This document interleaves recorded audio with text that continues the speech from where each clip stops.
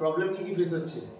পিঠের পুরো স্পাইনের দুপাশ থেকে ব্যথা হচ্ছে, আর সকালে ঘুম থেকে উঠলে এই বাঁ দিকে ব্যথা হয়।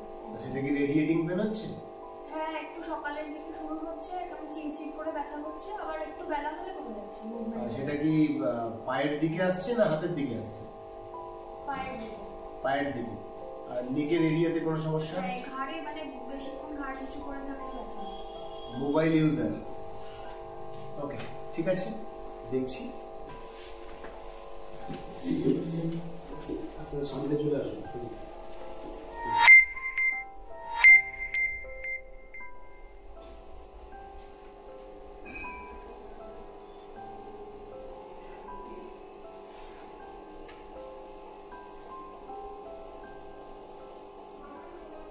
এখানে ব্যথা আছে?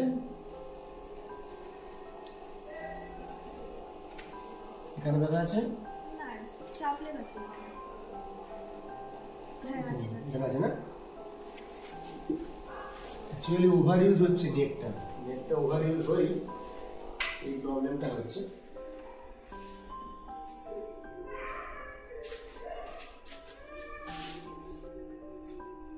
একটুখানি মাথা তুলে দেখলে দেখা যাবে শর্ট বয়ে আছে। একটু ক্যামেরার সামনে।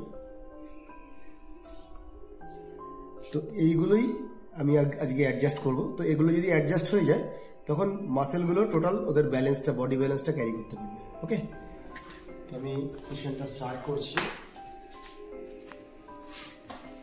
তার আগে বলছি হলো যে এই জিনিসটা হয় কিসের থেকে, একটু যদি সেটা ডেসক্রাইব করে দিই। এটা জেনারেলি হয় আমরা যখন কোনো কিছু লং টার্ম সিটিংয়ে বসি বা স্ট্যান্ডিং পজিশন, আমরা কিন্তু আর্গোনমিক্যালি ওগুলো কখনো ইউজ করি না নিজেকে, যে কিভাবে দাঁড়াতে হবে।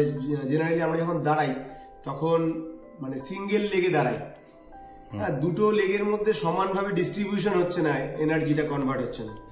যখন আমরা শুয়ে কিছু স্টাডি করছি, হোক মোবাইল আমি সার্ফিং করছি, সেই সময় দেখা গেল একটা এর মধ্যে নেকের দিকে একটা সাইডের এলবোর ওপরে সাপোর্ট দিয়ে আমি ওইগুলো ইউজ করছি দীর্ঘক্ষণ। তো দীর্ঘক্ষণ সেম স্টাইলে যখন করা হবে তখন মাসেলের মধ্যে একটা ওভার ইউজ তৈরি হবে, মাসেলের মধ্যে স্কার টিস্যু তৈরি হবে, যার ফলে তার মধ্যে একটা পেন ক্রিয়েট হবে। আর এই ব্যথাটা কমানোর একটাই উপায় হচ্ছে আর্গোনমিক্স মেনটেন করতে হবে আর রেগুলার প্রপার কিছু এক্সারসাইজ করতে হবে। যারা এই কম্পিউটারে রেগুলার অনেক টাইম ক্যারি করেন কম্পিউটার, তাদের জন্য মেনলি, বা যারা স্টাডি করে। তো সেশনটা শুরু করছি, ক্যামেরাটা একটু সামনে।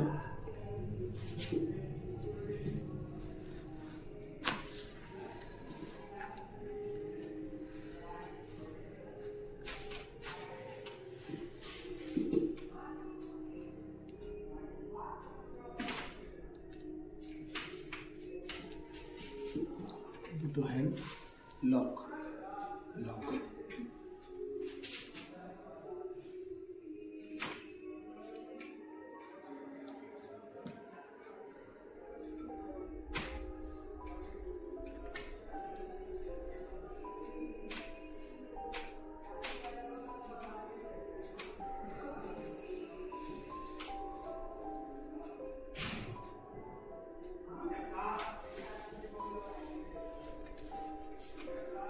এটা স্ট্রেচিং হচ্ছে, তাই তো? স্ট্রেচিং হচ্ছে। মাসেলগুলো যত ভালো স্ট্রেচিং করা যাবে ইনজুরির চান্স কম হবে, তাছাড়া টক্সিনগুলো ভালো রিমুভ করবে। এবারে এটা নিজে থেকে যদি স্ট্রেচিং কি করা সম্ভব? হ্যাঁ, নিজে থেকে নিশ্চয়ই স্ট্রেচিং করা সম্ভব, প্রপার টেকনিক শিখে নিতে হবে। আর মেনলি যেটা হয়, পেইনগুলো কখন বেশি হয়, যখন পেইন হওয়ার জন্য যে মলিকুলসগুলো, সেই মলিকুলসগুলো যখন বডির মধ্যে বেশি জমে যাচ্ছে জয়েন্টে, যে কারণে আমরা সবসময় বলি স্পাইনটাকে ঠিক রাখার জন্য হাইড্রেট রাখতে হবে, বেশি করে জল খেতে হবে, আর তার সঙ্গে সঙ্গে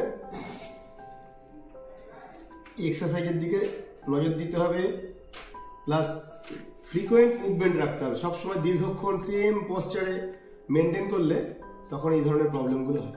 আচ্ছা, কোনো খাবারের কি কোনো রেস্ট্রিকশন আছে যে এই খাবার থেকে? খাবারের রেস্ট্রিকশন তেমন নয়। অনেকে স্পাইসি পছন্দ করেন, অনেকে ভেজিটেরিয়ান বা নন ভেজ, বিষয়টা তা না। বিষয়টা হচ্ছে মাসেলের মধ্যে যদি প্রপার অক্সিজেনেশনটা থাকে তাহলে এই প্রবলেমটা কি হয়ে যাবে। এই এখন আবার একটুখানি দেখে নিলে দেখা যাবে অনেকটা প্রবলেমটা কম হয়েছে। এরপরে আমরা নেক্সট ফার্দারে আসছি।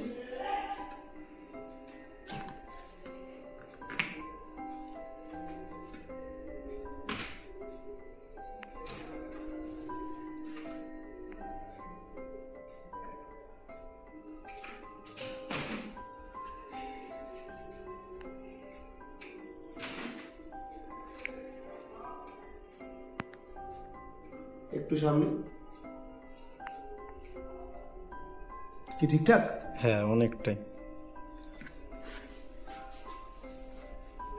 আমি এখন একটু হিপ অ্যাডজাস্টমেন্ট করব যাতে এটা আরো পার্মানেন্ট হয়, কারণ আমাদের এএস পিএসএ আইএস এখানটায় এইটা অনেক সময় কি হয় স্কুইজ হয়ে যায় ওভার ইউজের ফলে বা একই পশ্চার দীর্ঘক্ষণ মেনটেন করার ফলে। তো আমি এএস আইএস ম্যানিপুলেশন করছি।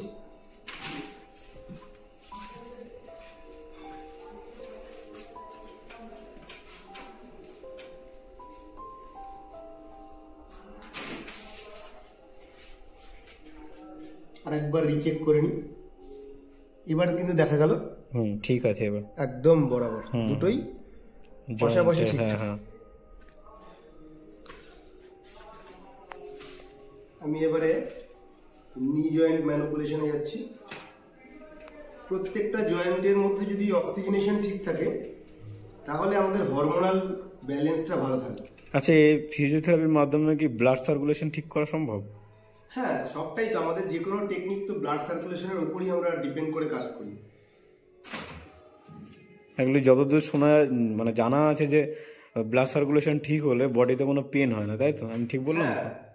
যে টক্সিক গুলো ব্লাডের মধ্যে ক্যারি হচ্ছে সেগুলো যদি আমরা প্রপার মানে ওয়াটারই রাখতে পারি, বেশি করে হাইড্রেট করতে পারি বডিটাকে জলের মাধ্যমে, সেক্ষেত্রে কি হচ্ছে আমার বারবার করে হয়তো টয়লেটে যেতে হবে, কিন্তু শরীরে যে টক্সিনটা তৈরি হচ্ছে ওটা কিন্তু টক্সিনটা রিমুভ হবে। একটু সামনে আমি এবারে পেরিফেরি গুলোকে আমি হয়তো ভিডিওতে হয়তো সাউন্ড হয়তো ক্লিয়ার নাও শোনাতে পারি, বাট সত্যি বলতে আওয়াজটা এমনই হচ্ছে যে প্রত্যেকটা গিট প্রপারলি ফাটলে যেরকম আওয়াজ হয়, এটা অন্য ইউটিউবারদের মতো নয় যে মুখে বা সাউন্ড অ্যাড করে দেওয়ার মতো। এখানে আমরা একদম ম্যানুয়াল করার চেষ্টা করছি জিনিসটা অ্যাকচুয়ালি কেমন হয়।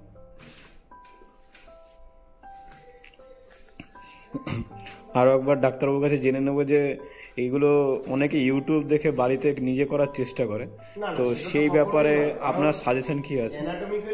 অ্যানাটমিক্যালি আমরা প্রত্যেকটা পেশেন্টের সমস্ত জয়েন্টস গুলো চেক করি কোনখানটায় স্ল্যাগিং আছে, জয়েন্টের মধ্যে মাসেলের যে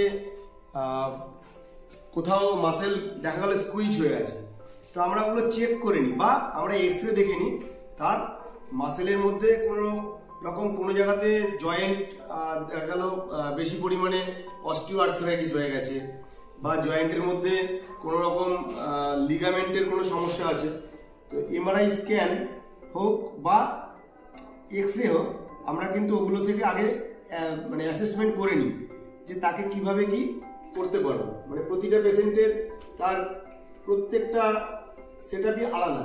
এটা আমরা স্ট্রেচ করছি, হ্যামস্ট্রিং স্ট্রেচ। খুব পেইনফুল মনে হচ্ছে না, কিন্তু ছাড়ার পরে খুব রিল্যাক্সিং হবে। এটা পাইরিফর্মিস স্ট্রেচ করছি। ব্যাপার হলো তার মানে বাড়িতে কাউকে না ট্রাই করাই উচিত কি, যে যতদূর না জানা উচিত। ব্যাপার হচ্ছে মানে জানতে হবে, থিওরিটিক্যালি জানাটা তার খুব দরকার। কোন মাসেলের উপরে অ্যাকশন হচ্ছে সেটা প্রপার জানতে হবে। তো আমি এরপরে ডিপেন্ড করছে এজ ফ্যাক্টর একটা ডিপেন্ড করছে, নেক্সট ডিপেন্ড করছে কেউ হয়তো সার্জিক্যাল কোনো ফ্যাক্টর আছে সেটা আমি জানি না, না জেনে আমি তাকে হঠাৎ করে কিছুটা ম্যানিপুলেট করার চেষ্টা করব, তাতে কি হবে জয়েন্টার থেকে কোনো একটা টিস্যু রাপচার হয়ে গেল। আচ্ছা, তো বন্ধুরা শুনে নিয়েছে আশা করি। তো একটাই কথা বলবো যে দয়া করে কেউ না জেনে, প্রপার ট্রিটমেন্ট না জেনে এমন কিছু করো না যেটা তার লাইফের পুরো কেরিয়ার নষ্ট করে দেয়। তো এগুলো জিনিসগুলো খুব দরকার। তো আমি একটু রিভিউ নিয়ে নেব পেশেন্টের কাছ থেকে যে কেমন লাগছে। ভালো, রিল্যাক্স ফিল হচ্ছে। এমনি মানে সত্যি বলতে প্রথম যখন শুরু হলো তখন কি একটু ভয় ভয় লাগছিল যে কেমন হতে পারে? একটু ভয় লাগছিল, কিন্তু এখন যত স্টেপ এগোচ্ছে বেটার ফিল তো হচ্ছে। অনেকের মধ্যে একটা ভয় কাজ করে ফিজিওথেরাপি যে যদি লেগে যায়, তাদের ব্যাপারে তুমি কি বলতে চাও একজন? না, লাগার কোনো ব্যাপার নেই, লাগে, ব্যথা হয় বলেই মানুষ থেরাপিস্টের কাছে আসে। তো এখানে প্রপার প্রিকশন নিয়ে সমস্ত কিছু করা হচ্ছে, তো সেই ভয় পাওয়ার কোনো ব্যাপার নেই। আচ্ছা, তো মানে প্রথমে ব্যথা লাগলেও পরে এটা রিলিফটা পুরো পাওয়া যায় বডিতে, তাই তো? ফিল হচ্ছে। আচ্ছা, ব্রিথ আউট।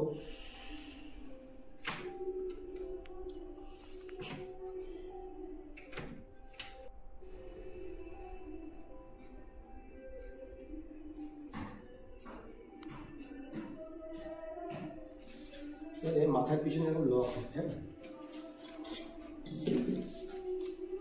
মাথার পিছনে লক হবে, স্ট্রং লক।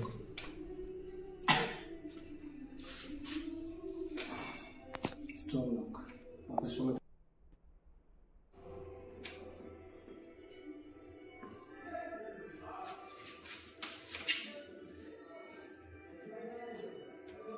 মাথার সঙ্গে হাত থাকবে। অনেকটা রিল্যাক্স লাগছে আগে। এবার এখানে হেঁটে